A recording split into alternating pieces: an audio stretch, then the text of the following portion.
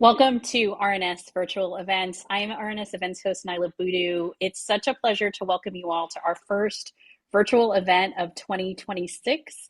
Today, we're talking about the vanishing church and faith in this current age of polarization. Obviously, a really timely topic with Adelle Banks and Ryan Burge, who are here with me. As we welcome folks in, we always love to have people state in the chat where you're from. We especially appreciate our audiences across the US, Canada, and the rest of the world. So as you join in, please just let us know where you're joining from. We love to hear that. And if you're not familiar with RNS, we are a nonprofit newsroom that has been for more than 9 decades covering the world of religion. We like to say at RNS that religion is always in the room, and you can see that from our coverage of recent events. We have been on the ground in Minneapolis covering the faith-based response to the killing of Renee Nicole Good. Please check out our reporting on that, including a story that's just out from Adelle Banks, who you're going to hear from in just a few minutes. Adelle was just reporting on how the AME Church in particular is responding to community concerns in Minneapolis and trying to support not just their church members, but their neighbors. So we're going to put a link in the chat to her reporting. Oh, I love seeing these people from all over the country who are joining us. This is great. If you want to make sure you don't miss any of RNS's reporting, whether that's news about the statement that U.S. Cardinals put out yesterday, if you all missed that during the holiday, urging the Trump administration to use a moral compass in foreign policy, or commentary about Palestinian travel restrictions across the West Bank, RNS is there. And if you want to make sure you don't miss any of this, our daily newsletter, the Morning Report, hits your inbox weekdays around 6:30 a.m. It is one of my essential morning newsletter reads. I hope it is for you too, and if not, it will be soon. This is a good new habit to start in January 2026. So that link is going to be put in the chat as well. One of my other favorite Substacks to read is actually Ryan Burge's. So I am excited to have this conversation between him and RNS's own Adelle Banks today.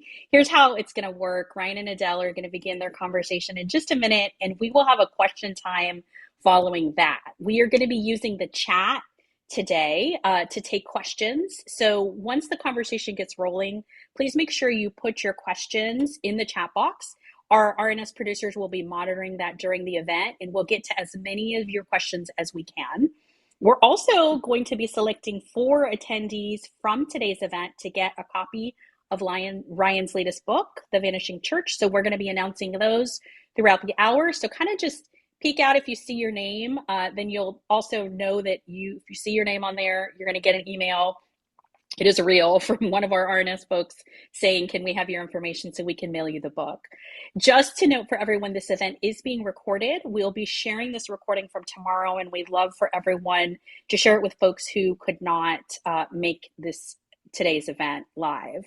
One last housekeeping note, we are so excited that we have so many people on this virtual event. We are very grateful for your support of our journalism, and we're looking forward to a lively and respectful conversation. RNS does have a zero tolerance policy for abusive language. So that means people who are abusive will be removed from the chat, but we know that everyone will keep their comments civil and on topic with today's discussion. And without further ado, I'd like to turn it over to RNS Projects Editor, National Reporter. She's been with RNS for more than 3 decades, Adelle Banks. Thank you so much, Nala. Thank you very much for having us. And Ryan, I'm so glad that you are here with us. Looking forward to telling people more about you today and about your book, The Vanishing Church, How the Hollowing Out of Modern Congregations is Hurting Democracy, Faith, and Us. So I just want to say that we're very happy that you're here. And I have a few questions for you. But I want to first say that we are glad that so many people have decided to join us today and look forward to being able to have you ask questions as well as me. So I will just tell you briefly about Ryan before we dive into the questions. He is now professor of practice at the John C. Danforth Center on Religion and Politics at Washington University. He previously taught at Eastern Illinois University. And his previous books include The Nuns, Where They Came From, Who They Are, and Where They Are Going, and with Jim Davis and Michael Graham, The Great Dechurching, Who's Leaving, Why Are They Going, and What Will It Take to Bring Them Back? So first, Ryan, you dedicated your book in part to quote unquote the faithful few of First Baptist Church of Mount Vernon, Illinois.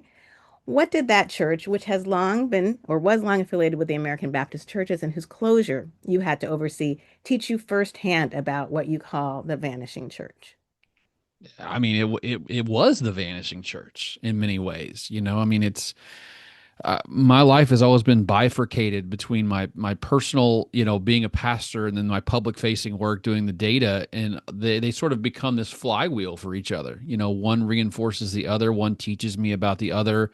And I always wondered if what I was seeing in my own life was being reflected in the larger religious landscape of America. So a lot of what I do is just trying to figure out how unique is my congregation, my situation compared to what other people are facing. And what I found over and over again is that what we're facing is not at all unique to what lots and lots of congregations are facing across America. And in our situation, my church, I got there in 2006, and we had about 50 people on an average Sunday. It was a church that used to have 300 or more and during worship in the 1960s.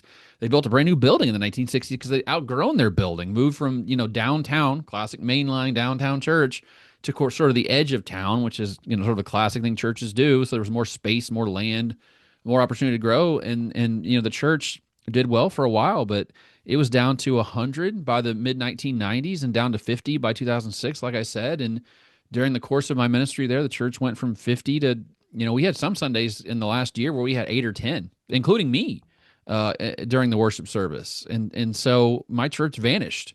And what I learned about that is it happened so slowly that you don't even sort of think about it sometimes, like one person here, one person there. And in a church of 300 people, losing one person or another doesn't really hurt that much. But when you're down to 30 people and you lose one, that's a lot. And then you lose another, and that's a lot. And so what I've realized is lots of churches like mine, moderate, middle of the road, sort of apolitical, non-political, just a lot of people who like the community of the church, like the history of the church, like what the church stands for, are looking for a place just to worship together without any sort of outside nonsense and noise. I mean, that's what people were looking for. And churches like that are the ones that seem to be struggling the most in America right now. So again, my church was not unique, and I think there's going to be thousands of churches just like my church that's going to be closing over the next 5, 10, or 15 years. Thank you. So I will talk about that particular kind of brand in a little bit, but first let's ask you about evangelicals. So you talk about how things with them are often no longer the case, including how evangelical churches in the 70s or 80s would have Republicans and Democrats sitting right next to each other. What have you seen personally and in your research that shows that is no longer the case? And what is the fallout from that related to less compromise in our country? Yeah, so I grew up evangelical. It's a huge part of my history. I mean, I tell people, like, I grew up very prototypical evangelical too. Small, rural, very white church, very conservative church in the middle of nowhere in Illinois. And I grew up in the 1990s in that evangelical church, and that's when things were really starting to change. And I didn't realize that at the time because I was a kid. I was in youth group, and I didn't really understand the macro level forces. But what I did understand was that my church was becoming more conservative. My first election was 2000, Bush versus Gore, and my county was 51% for Bush and 48% for Gore. So, very purple.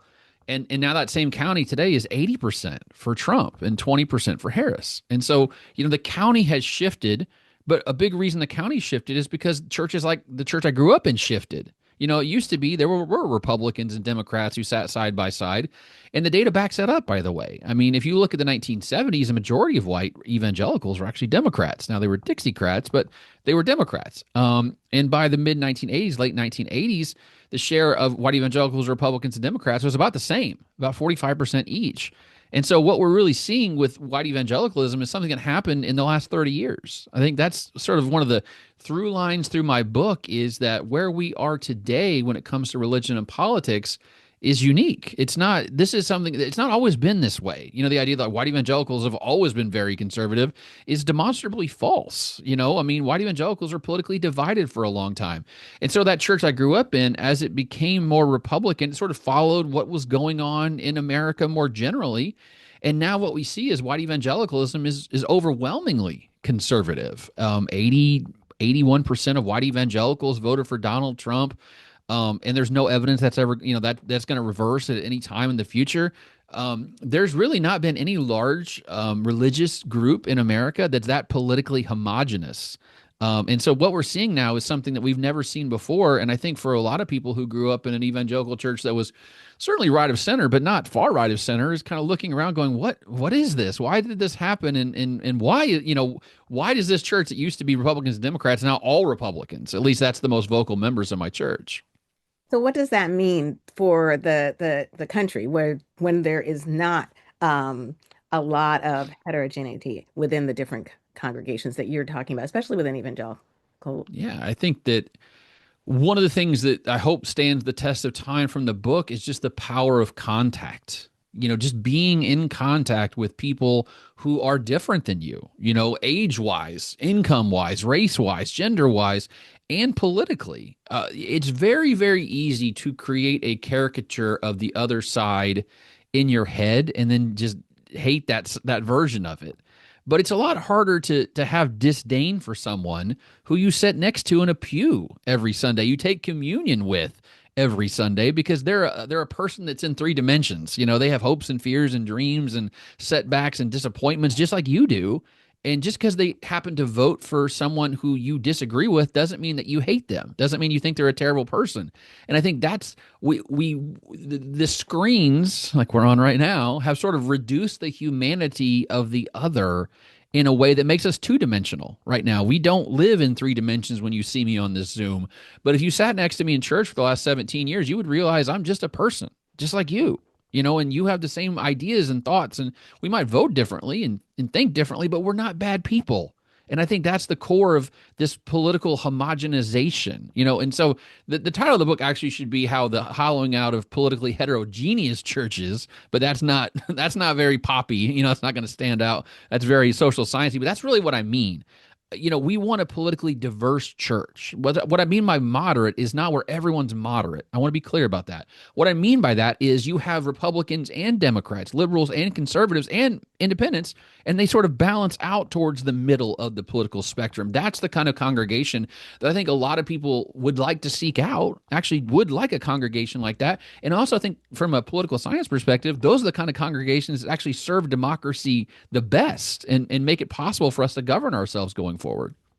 Yes, and you point out that the rank and file members of mainline Protestant churches, on the other hand, are more of this mix with left, right, center, and that they are politically heterogeneous. So, what does that say? Because you say bluntly that mainline Protestant Christianity is headed for extinction. What does that mean for the future of the nation, given what you've said about evangelicals and mainline Protestants? And first, let me couch this by saying I don't dance on the grave of mainline Protestant Christianity. Some people think I'm happy to say that. I'm a mainline Protestant, folks. I was a pastor of an American Baptist church for 18 years. I would go to United Methodist Church now. I am one of these people. So the only grave that I'm dancing on is my own. But the data is hard to refute in this situation. I mean, the mainline was 30% of America in 1975. They're 8% of America today. Among Gen Z and millennials, 5% of them are mainline Protestants. I mean, the data just stacks and stacks and stacks that a lot of these denominations that used to dominate American life, cultural life, religious life, political life, like Methodists, Episcopalians, Lutherans, and Presbyterians, those churches are disappearing. I mean, they're going to be gone, or they're going to be vastly reduced in their ability to influence and change society. The thing about it is people assume that mainline Protestants are liberal, and I don't. And I think that probably the reason for that is because the clergy are liberal. I've written about this before. I actually wish I could put that in the book, but I didn't have the data when I was writing the book. But the clergy are liberal. It's the rank and file that are very moderate. I mean, 60% of United Methodists voted for Trump. A lot of those denominations are 52-48. So the idea that the mainliners are sort of this counterbalance to the conservatism of evangelicalism is just false. That's not true. They're actually middle of the road. And the point I make in the book is that famous Margaret Thatcher quote, where if you stand in the middle of the road, you get hit by cars coming and going. And the mainline always is struggled with that. I mean, as a mainline pastor, I can't tell you how many times evangelicals told me that I wasn't a real Christian, or I'm a heretic or apostate, or whatever word they want to use. But then my atheist friends would say I'm too conservative because I actually have a belief in Jesus, and I actually do recite the creed and believe it. So I think that's always been the mainline problem. And it's only accelerated in a world where everyone wants to code you as left or right. When you resist that call to one side or the other side, you end up being disliked by everybody, it feels like. And I think that's the mainline problem they're struggling with right now, is they don't have an identity because their identity's always been moderation. And that's just not in vogue right now. Yes, you note that the Catholic Church has growing diversity, but its leaders are becoming more and more conservative. So, what are a couple of examples of that situation, and where will that lead the American Church in years to come? Yeah. This might actually be one of the findings of the book that I think whenever I show people sort of in the preview when I was giving presentations, the slide that blew them away was the theology of Catholic priests by decade of ordination. It used to be that Catholic priests were fairly diverse. You had liberal priests, and conservative priests, and middle of the road priests, like a third, a third, and a third.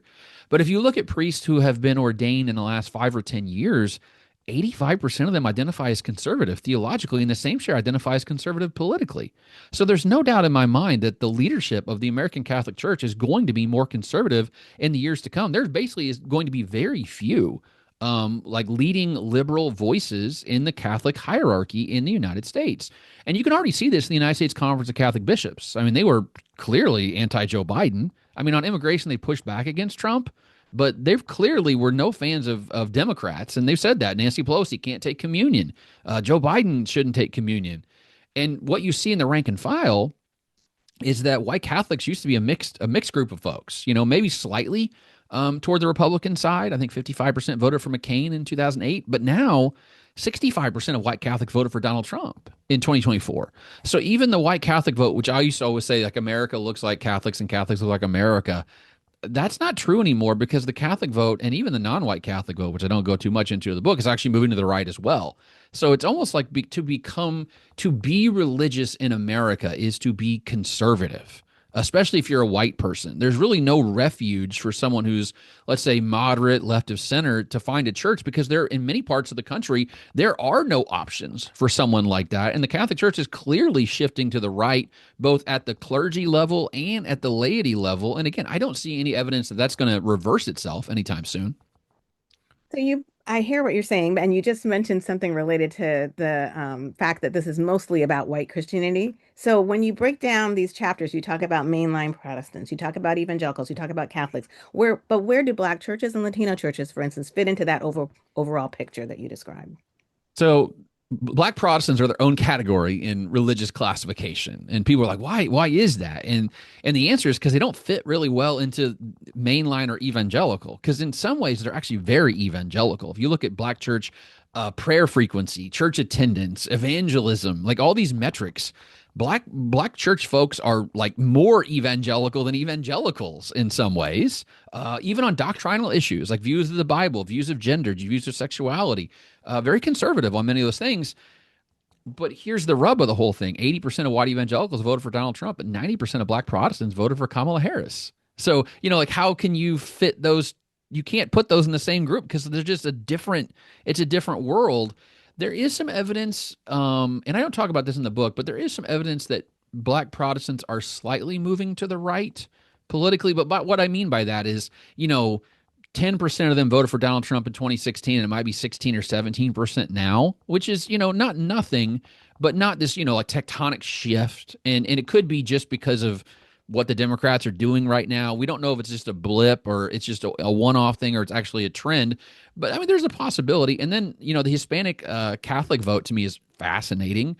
They were very anti-Trump in 2016. I mean, Trump obviously had these very sort of hardline immigration policies, which would have affected those communities directly. And now in 2024, you see the Hispanic Catholic vote and the Hispanic evangelical votes actually shifted to the right about 10 points. So it's they've warmed up to Donald Trump. That's how I describe it to a lot of people. Is a lot of groups in 2016 were very skeptical of Donald Trump, and by 2024 that skepticism faded for many of them, and they moved. For instance, Latter-day Saints, only 52% of them voted for Donald Trump in 2016, but in 2024 it was 65%. So there's definitely some warming that happens. I think even among non-white Christians because they like Trump's messaging around traditional values, family, quote unquote family values about gender, sexuality, and things like that. So I do see it's almost like if you're a religious person in America, you've shifted to the right over the last 10 or 15 years. And that's across the board, whether you're Catholic or Protestant, whether you're white or non-white. Christians in America especially have moved to the right on political matters. That's not everybody that's done that, but you're seeing this shift amongst a number of different groups. Yeah, it's really across, and that's the most amazing thing is it's almost like conservatism is Christianity is conservative in America. At least that's the way it's being perceived, especially by the next generation. And that's what, like I talk to my students all the time.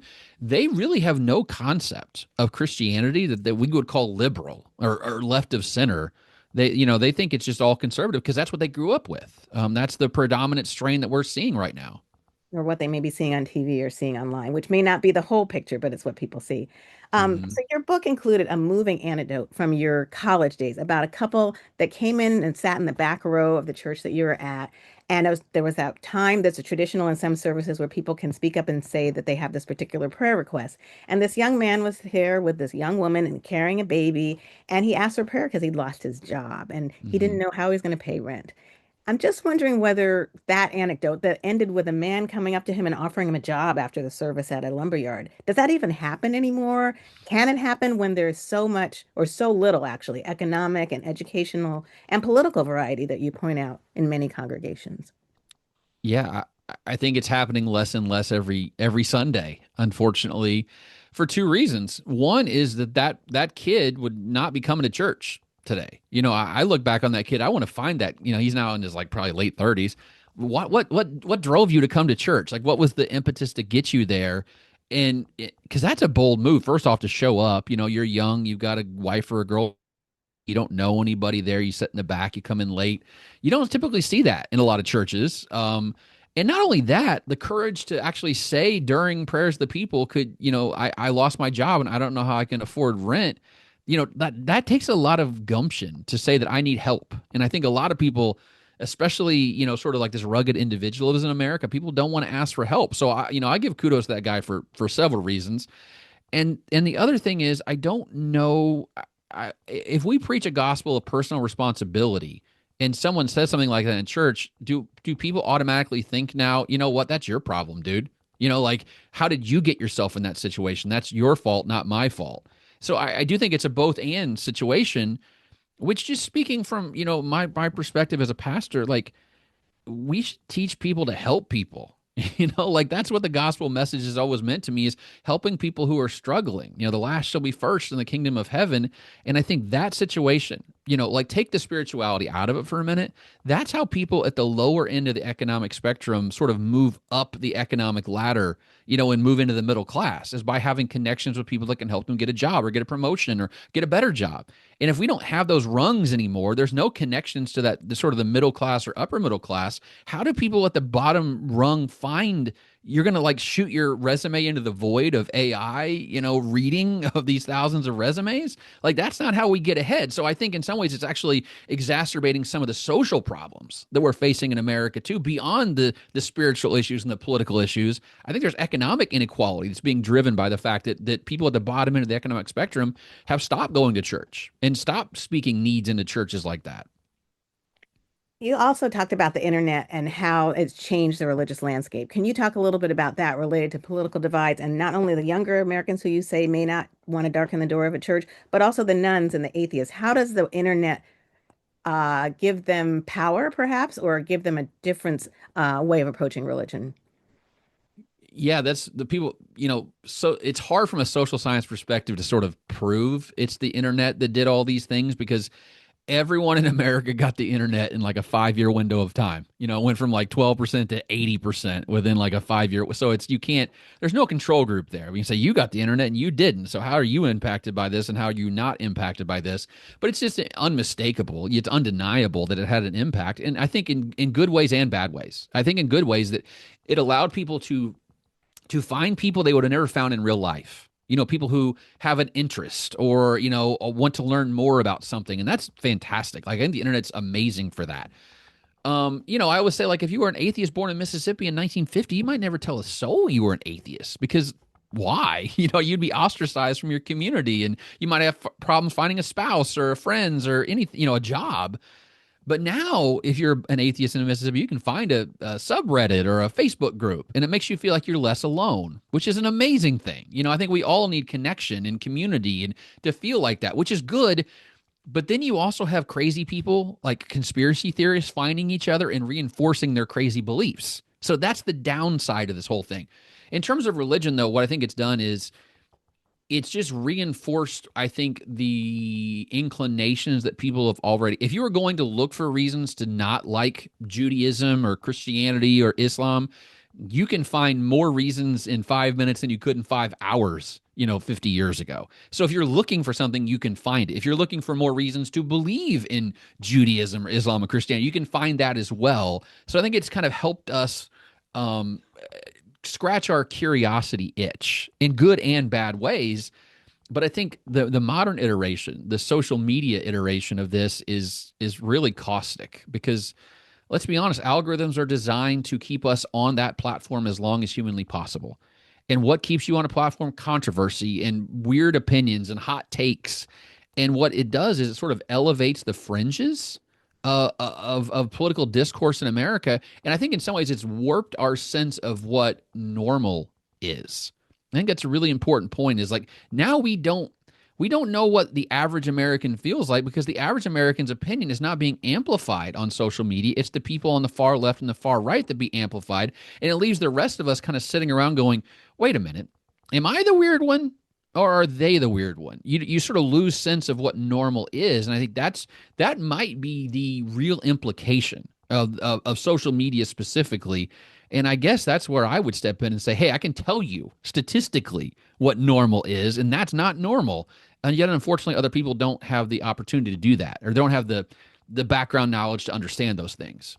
Yeah, speaking of not understanding things, there's a chart in your in a chapter on how religion has become a tribal identity that breaks down by religious tradition what portion of different of the population identifies as evangelical or born again. Mm-hmm. More than 10% of some of the groups who have little in common with evangelicalism embrace that identity. 24% of Mormons, 16% of Catholic, 15% of Muslims, 11% of Hindus. Please explain this. Yeah, this one gets me in a lot of trouble on social media whenever I post it. Because they'll say, why did you ask Jews if they're evangelical or not? Why do you ask Catholics? Why do you ask Hindus? First off, I didn't ask anybody. I want to be clear about that. It's not my survey. Somebody else did it. Cooperative Election Study did it.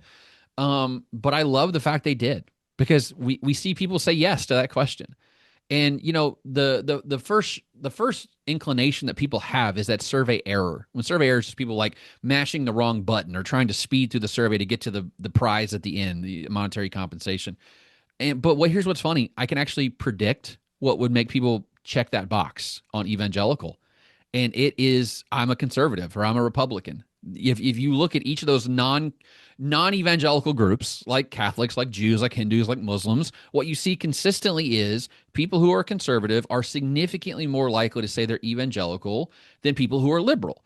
And that tells us something. It's not random. It's not survey error if you can predict what causes it. And it's I'm religious and I'm conservative. So you'll see Muslim evangelicals. And that's what they say. Like I go to mosque often and I vote for Donald Trump. I'm an evangelical because they think the word evangelical means cultural conservatism, political conservative, religious conservatism. So yeah, this is a great example of we don't own words. Like that's not what evangelical means. There is no great dictionary of what words mean to everyone. You get to decide. And so my job as an analyst is not to shake my finger at these people and say, oh, you're wrong. You can't be evangelical. It's to go, wait a minute. Why did you say you were evangelical? And is it just because you don't know what the word means or because you understand it differently than I do? And I think the evidence strongly points toward that second conclusion is people are understanding the word evangelical in a way that traditional evangelicals would not understand it. But good luck trying to, bring it back to the right quote unquote definition. People can just they can read into words whatever they want those words to mean. And that's what's happening with evangelicalism, I feel like. The definition has evolved, and people need to understand that when they choose to use that term. You seem to be saying that average Americans are not that interested in being polarized. In your book, you seem to say that, but they feel like, nevertheless, they kind of to fit in have to be polarizing in this political and religious landscape. So, do you have any particular advice to the people who you say are in the go along to get along group? Yeah, that's the group that I think. Again, the data says most Americans are sort of in that moderate middle. And one of my favorite anecdotes is I think Jon Stewart had this rally that would just people brought like these moderate signs. Like I don't usually protest, but good gracious, like introverts of the world unite and then go back to your homes. Like it's all these people who are sort of they have opinions, but they're always towards compromise and seeking, the other side and finding a middle way. And those kind of voices are compromising doesn't get you elected anymore. It feels like, politicians are almost they're penalized for saying I'm look back at 2016, for instance. Donald Trump's biggest critique of his competitors, which are Rubio and Cruz, were that both those guys were working on a compromise bill on immigration to provide a pathway to citizenship for people who were here illegally but hadn't committed any crimes. And he used that as a cudgel against them because now you're capitulating on immigration. Guess what? Most Americans on immigration are in the middle. They're seeking for some sort of pathway or the DREAM Act or something like that. The problem is those moderate people are afraid to speak up in these congregations. And I'll admit I'm the same way. It's hard to say the moderate thing when the non-moderate person is speaking, because then you don't want to get shouted down. You don't want to start a fight. You don't want to have a confrontation, because here's the reality. That person, that fringe person, you're not going to convince them that they're wrong. You're not going to convince them to change their mind. And so it's just easier for us to sit on our hands and let them sort of like get it out of their system than it is to say what we actually think. And so I think this is a process that has to start from the bottom up, not the top down. Like you're not going to go to like the United States Conference of Catholic Bishops and say, hey, could you guys moderate on abortion policy or, female priests or whatever it is? But what you can do from the bottom is find other people who have the same opinion as you. And when you find those people, be willing to say things in that group that other people might hear that might go, oh yeah, I actually agree with you on those things. And so I think it's got to be sort of an organic thing that happens from the pews. Don't ask your pastor to do that, because they got no incentive to do that, and they don't want it. They want to avoid that as much as possible. But it's hard to ignore when your congregation is telling you, hey, can you help us figure out how to compromise on this issue? Can you figure out how to find the middle way on this issue? I just think it has to be more and more moderate people be willing to stand up and saying, I'm moderate on this stuff. Like I want to see your other side. Unfortunately, you deal with absolutes online. I'll give you a good example. James Tallarico was on Ezra Klein last week. And he was asked, do you think Christianity is true? And he goes, yeah, I think it's more true than other faiths, but I think I can find truth in other faiths as well. Got killed online for saying that. You're a universalist. You're a heretic. You're not a real Christian. But guess what? The data says a lot of people agree with James Tallarico on this issue, but none of them spoke up in the comments. So, that's the problem, is whenever someone moderate speaks up, they get destroyed by the far left and the far right. And the moderates go, I don't want to get destroyed too, so I'll just be quiet. And so we're sort of prisoners to the extremes of American political discourse. Dan, that's a look at the political side. On the spiritual side, you Mm-hmm. say that churches should be a place for doubt, which is where mainline churches have been, you say. So, but how Mm-hmm. does that idea fly in the midst of all this polarization and the strength of evangelicalism, which may be less on the side of let's doubt? I think it's constantly reminding yourself that I think there are people who are predisposed to certainty, and there are people who are predisposed to less certainty. I don't want to say uncertainty, but less certainty. And the people who are predisposed to certainty, I think, have an air of moral superiority that I think needs to be challenged a bit more. If you actually, I'm a Christian. If you look at the Christian scriptures, you see so many examples of doubt. Lord, I believe, help thou my unbelief, right? Like there are people who came to Jesus and said, I want to believe in you more. How do I get there? There's doubting Thomas, right? There's Peter. Like there's all these examples in the scriptures of people who struggled to know what the right thing to do was. And yet in the modern discourse, it seems like if you want to say something so controversial as, yeah, I'm really struggling with the idea of the bodily resurrection of Jesus Christ, it's like, oh, you're out of the tribe. Like now you're unorthodox and we got to kick you out of the situation. I think it's got to be people who are willing to say, I believe these things as best I can, and I'm trying to believe them more. Would you help me on that? Would you support me in that position? And if those people won't support you, honestly, they're not your people anyway. You got to find people who are saying, I'm struggling, I'm doubting, I'm walking through this uncertainty just like you are, and I'll walk with you. The what's that? The famous phrase is the two most powerful words in the English language are me too. It's like that's the best thing. Whenever I was a pastor and I would, get up there at the pulpit and say, I'm really struggling with this passage today. Here's what I think it means, but I'm not entirely sure. And then someone from the congregation go, Ryan, I felt the same way about this passage. Like I really don't know what it's trying to tell me, but I'm struggling with it just like you are. There's nothing more edifying than feeling like you're not alone in this world. And so I think that's those voices in the congregation need to be elevated. Those positions, and I think that's an area, by the way, where the clergy can lean into it, right? Can model humility. Like, for instance, I heard a pastor one time give this really fire and brimstone sermon, and at the end, right before he closed, he goes, "Yeah, but I could be wrong." And I thought that was the coolest thing ever, because it was like, let's give you that opportunity to doubt me or question me. Maybe I did get it wrong. And so, that's something that I think that we need to be more willing to accept. And I think churches need to be more willing to model that humility and that uncertainty and that doubt from the pulpit. And they're just, unfortunately, in evangelicalism, it's almost a liability to do those things now. Okay, well, in your chapter that says not all is lost, you point out that two-thirds of Americans, 63%, say that religion is either very or somewhat important. So what does that mean in light of all that we've been talking about here in relation to your other findings? This is, I get asked the questions like, where's your hope? Because, like I always feel like I'm the prophet of doom. Things are always awful. And America is an incredibly religious, country, like much more than Western Europe. On questions of belief, 85% of Americans say they believe in a higher power or God. Only 15% say they're atheist or agnostic. And by the way, among Gen Z, it's 15%.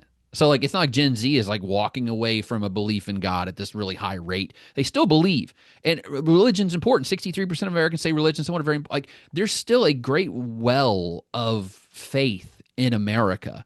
So it's not like you're trying to convince people to care about something that they don't care about or they don't value. It's just you got to get them from I in my mind I theoretically care about it to like actual practice, like actually like going. And this is something really important from the social science. If you look at the different ways to be religious, right, whether it be belief or belonging or behavior, the most valuable one from a social science perspective is the behavior piece. The going to a house of worship on a regular basis is the most important one. That's the one that I think we need to convince people to come back to, whether it be a synagogue or a mosque or Unitarians or LDS. I don't care.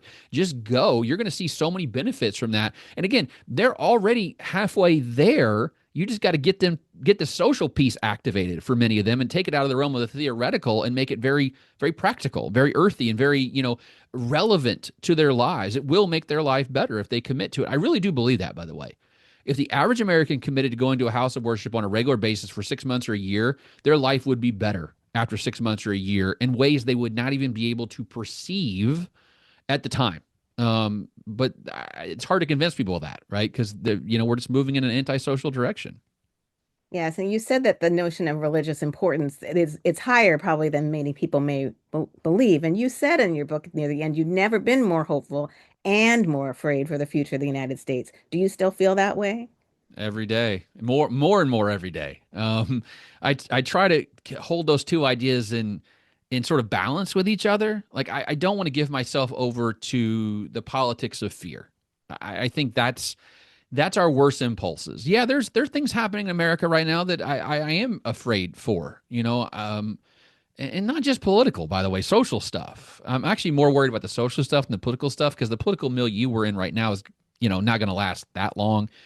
The social stuff has been ongoing now for decades. The move away from socialization predates the internet, by the way. Like Robert Putnam talked about this in Bowling Alone. This was happening in the 70s and 80s with the decline of bowling leagues and the Legion and the Moose and the Boy Scouts. So this is not something that's like we can't just blame the internet for the thing. The internet accelerated it, but it had been going on for decades now. So that to me is like a bigger thing I worry about. But man, I really do believe we live in the greatest moment in the history of the world. And tomorrow is going to be better. And the day after that's going to be even better. I mean, I can give you data point upon data point. For instance, in the 1970s, you got cancer. There's a 50-50 chance you'd be dead in 5 years. Today, it's a 30% chance you'd be dead in 5 years. I mean, that is an absolute miracle. We have cured hepatitis C. We've cured cystic fibrosis. HIV/AIDS used to be a death sentence. It's not a death sentence anymore. The amount of suffering that we go through in the world is so much less than our ancestors ever thought about. Think about how many times you read history and someone said, well, they had 12 kids and 6 of them lived past their 5th birthday. And now if one kid dies, it's an absolute tragedy. So, like the world is a wonderful, beautiful place, and everything that we're facing can be solved. there's nothing intractable about our current situation if we would be willing to lean into solutions to those problems. Not that they would be easy, but they're plausible. And I think that's the most important part. Thank you. I just want to ask you one more thing before we switch to Nala and who's going to field questions. And at the end of your book, you said, going back to talking about your personal experience, where would I worship when my church closed its doors? Would I ever go back to church again? It sounds like the answer to that second question is yes. But can you just tell us that before we open it up for questions, where you are on all of this yourself? Yeah, so I go to a United Methodist church. It's the kind of church that I like. It's apolitical. There's no rainbow flags out front, nor are there MAGA hats. I mean, it's just a place where people come and worship, and they've accepted me as I am. So of my congregation at the end, there are about 10 or 12 people on a good Sunday, and five of them worship at the United Methodist Church. But here's the sort of the coda to all that. In my county of about 40,000 people, there are a total of four mainline churches left. Three of them have less than 30 people in worship. So this is the only sort of large-ish, and it has like 125 in worship, one of the large-ish mainline church left. And, looking around the congregation, there's a whole lot of baby boomers, a whole lot of gray hair. So what this demographic things I would talk about in the book is really worry about the future of that church too. In 20 or 30 years, it might not be the same way just because of, demographic change and all those things. And I was like liken it to polar bears on ice floes, with global warming. When your ice floe starts melting, you jump off and swim to another one. But the thing is, they're getting farther apart, those ice floes are, and they're getting smaller. So I wonder where people like me, polar bears like me, are going to end up in 20 or 30 years when there are no ice floes. And so the choices are evangelical or Catholic or nothing. I think a lot of people would like another option. They would like a third or fourth option there, and they're not going to have them in many parts of the country. And I think that's actually the real problem is people want to be spiritual. They want to express their faith. They want to be part of a community, but there is no community to be found because all the structures of community will be dead or dying by that point. So I'm thankful for where I'm at, but also very wary, of what the future looks like in 20 or 30 years. Thank you so much, Ryan. Turning it over to Nyla now. Thank you, Adele. Thank you, Ryan. I think there are a lot of polar bears in this chat also because they have a lot of questions for you that I would love to get to. The first one, Ryan, I wonder if you can just help. We're getting a lot of questions about definitions, what Mm-hmm. you mean specifically by conservative, liberal, progressive, even evangelical, as you've Mm-hmm. sort of given us this expansive definition. So, how do you understand those terms now?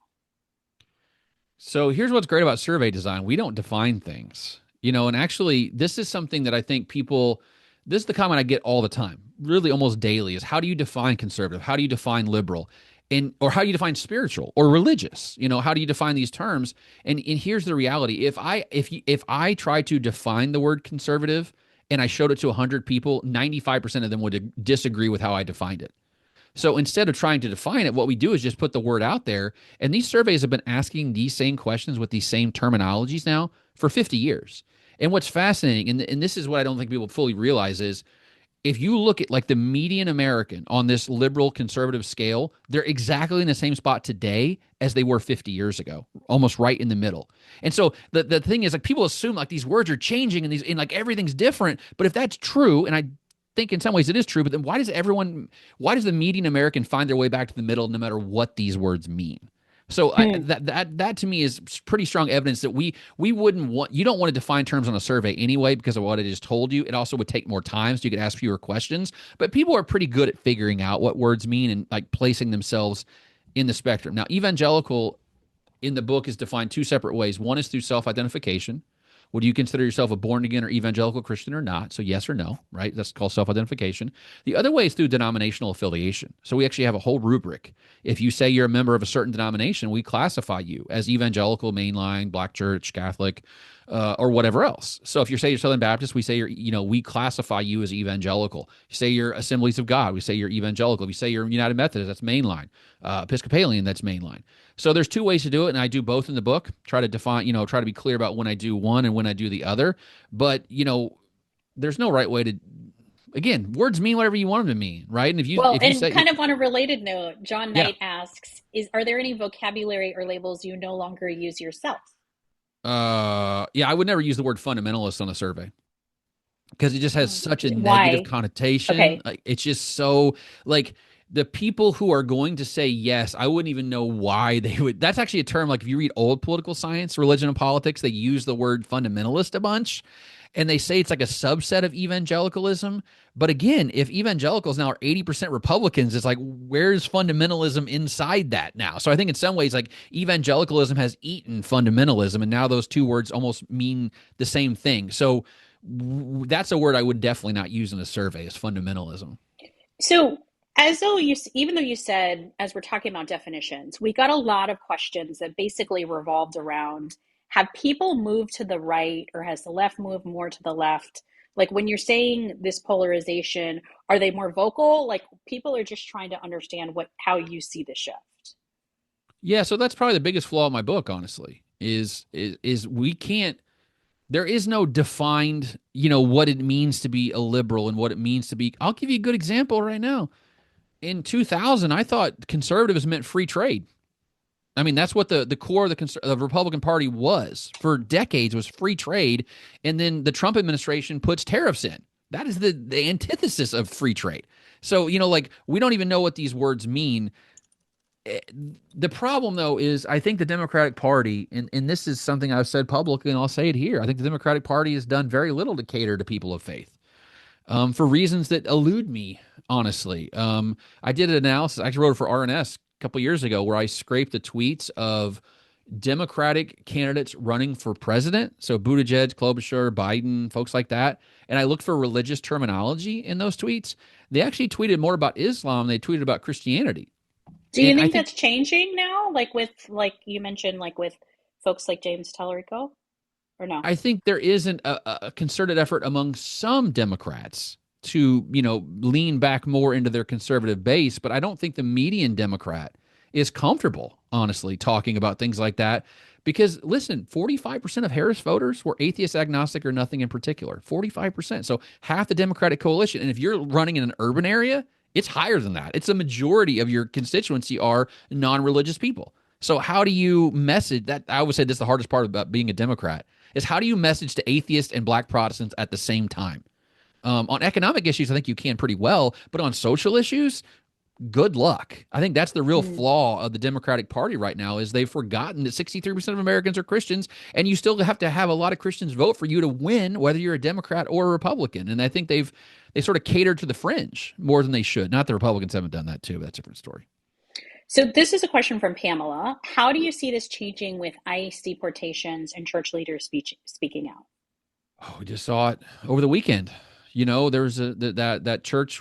I don't know what. No matter what verb I use here, it's going to be wrong. There were protesters interrupted a church service of a Southern Baptist church in Minneapolis because one of the leaders of that church was a field director for ICE, Which you can read um, about on RNS. which you can read about on RNS. We'll find the Exactly. link. One of the producers will put it in the Yeah, chat. drop it in the chat, please. And what's so fascinating about that is you're seeing this weird sort of like people don't know how to feel about all this stuff, right? Like what you'll see is a lot of people say like, okay, first off, what ICE is doing is inhumane and we've got to stand up to that however we can. So that's justified in disrupting a church service.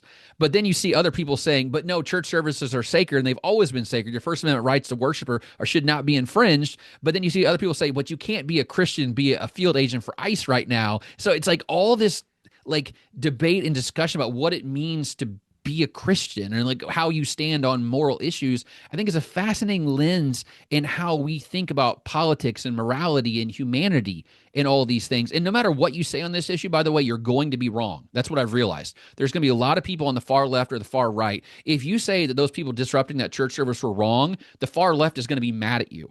If you say they were right, the far right's going to, you can't win in this situation. And that's the problem is that the far left, again, to what we talked about earlier, the fringes are dominating this debate when a lot of Americans, and I'll just state my position plainly, I think we should never, ever disrupt a religious service in America, left, right, or center, whether it be an Islamic mosque or a Jewish synagogue or a Protestant church. The thing I'll say is this. If you have a doctor in your midst who performs abortion services and conservative protesters barge through the back door and start yelling baby killer in your church, would you be upset with that? I think we would all be upset with that. religion's sacred. I was a pastor. I can't imagine someone walking into my worship service and disrupting that. But the thing is, we don't want to speak the moderate position. That's the problem that we're facing right now. And the moderate position, I think, is the one being lost in this debate. Here's a question from Rebecca Larson. My sense is that the younger generation of the Church of Jesus Christ of Latter-day Saints, LDS, is becoming less conservative. What does the data say about that? And how does that play into the idea that religious people in the United States are becoming more conservative?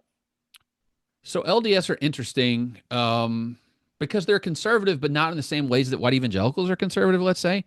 So like on political, like social stuff, family value stuff, definitely more conservative. They have a lot, they get married, they have lots of families, kind of very traditional that way.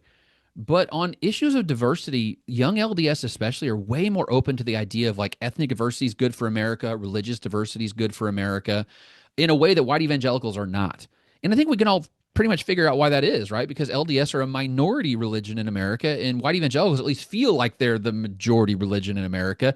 And so it's a fascinating like subject and power, like how you think about like you're under or you're over. And I think white evangelicals don't like diversity because they think it's going to erode their power, and LDS like it because I think it's actually going to give them more of a say. Young LDS are less conservative than older LDS, but I would definitely not call them moderate or liberal. No way.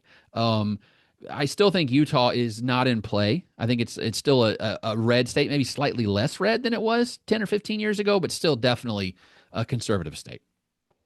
We got a question from Nicholas who wants to know about the collection of data underlying your arguments and asking about sample and sample sizes and if it's based on interviews or surveys or both. I know you would love to answer this question, so I threw it in there for you. Ooh, data, methodology.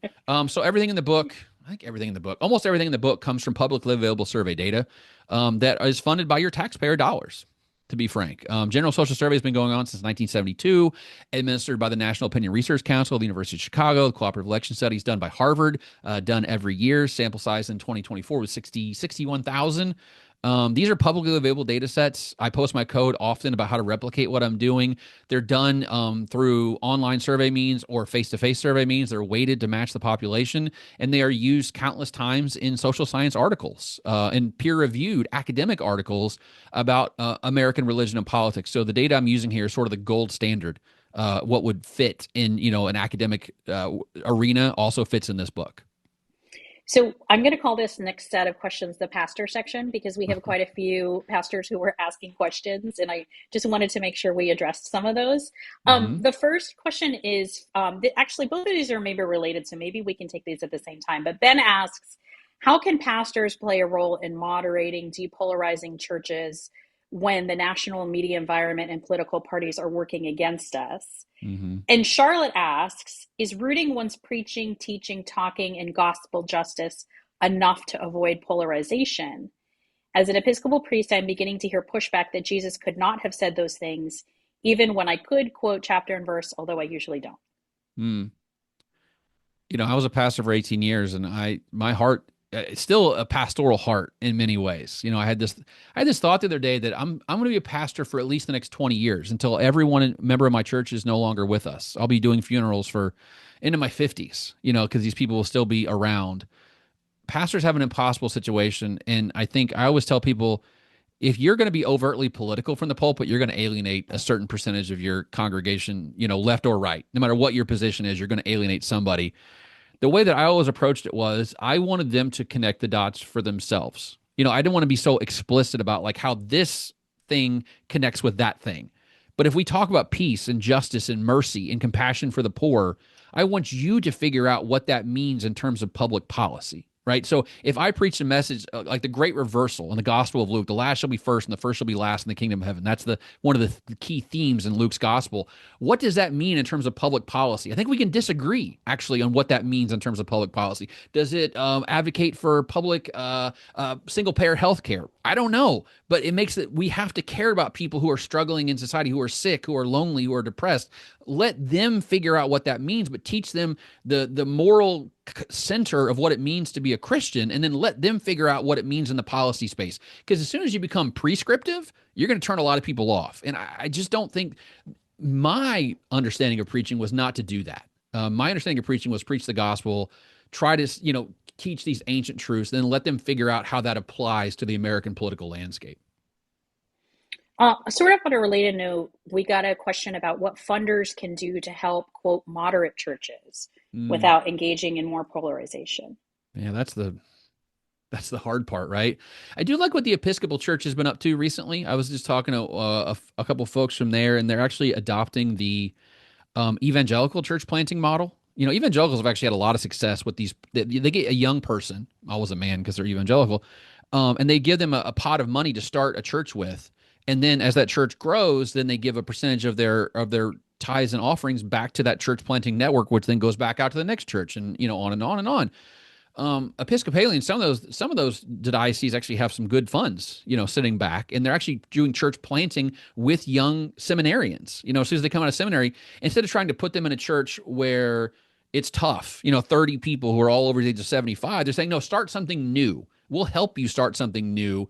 And I think that actually might be the way forward, is actually starting something. I know. I was a pastor of a church that was declining. Those people deserve a pastor too, but how do you balance those two ideas out? I don't have an answer to that question, but I do think there is some possibilities for renewal in the main line, in the moderate churches, by starting fresh. I think there's an opening for that. Before we get to final thoughts from you all, if you have them, I just want to ask one last question, Ryan, to you from Paul Beto, who says, I'd love to hear Ryan talk about the rise of white Christian nationalism Mm-hmm. and how moderates, mainline, and evangelicals should resist it. So I'm not a scholar of Christian nationalism. I've actually only written twice on Christian nationalism in my career. I actively avoid it because there's other people doing other work in that area. They do great work, and that's just not my lane. Here's what I'll tell you. A couple things empirically I can tell you this. The share of Americans who agree with Christian nationalism statements has actually gone down over the last 15 years.